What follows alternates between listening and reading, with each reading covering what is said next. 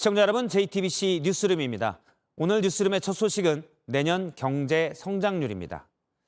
정부가 오늘 내년 경제 성장률 전망치를 내놨는데 1.6%입니다. 전망 자체를 1%대로 한 것은 정부 수립 이후 이번이 처음입니다. 그만큼 경기가 안 좋을 것이라는 얘기입니다.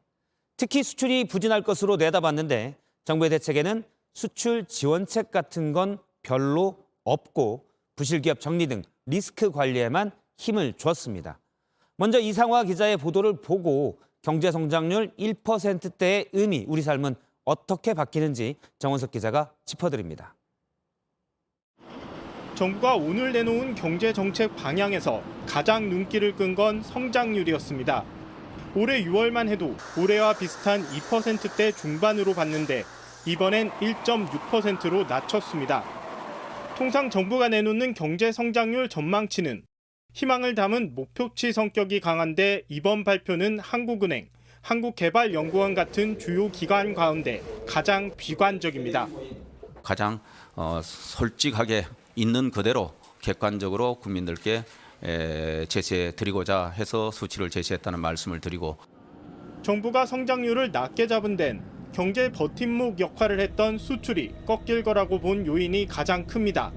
반도체 업황 위축으로 내년 수출이 올해보다 4.5% 줄어들 거라 봤습니다. 수출은 이미 이달 20일까지 석 달 연속 줄어들었고 올해 연간 무역 수지 적자 규모는 역대 가장 많은 500억 달러에 육박했습니다. 수출 중소기업들은 발등에 불이 떨어졌습니다.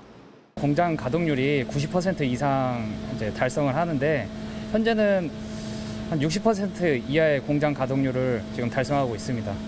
특히 우리의 최대 교역국인 중국이 제로 코로나 정책과 경기 부진으로 우리 제품을 덜 수입하는 게 큰 부담입니다. 올해도 초에도 그렇지만 5주간 격리를 해야 되는데 홍보도 어렵고 비용도 증가하고 물류도 내기 어렵고 코로나 이후에 20% 이상은 평균적으로 떨어졌다라고 보시면 될 것 같습니다. 하지만 정부의 내년 경제 정책엔 중소기업을 포함한 수출 경쟁력 강화 방안은 잘 보이지 않습니다. 그보단 부실 기업 정리와 채권 시장 안정 같은 리스크 관리에 초점을 맞췄습니다.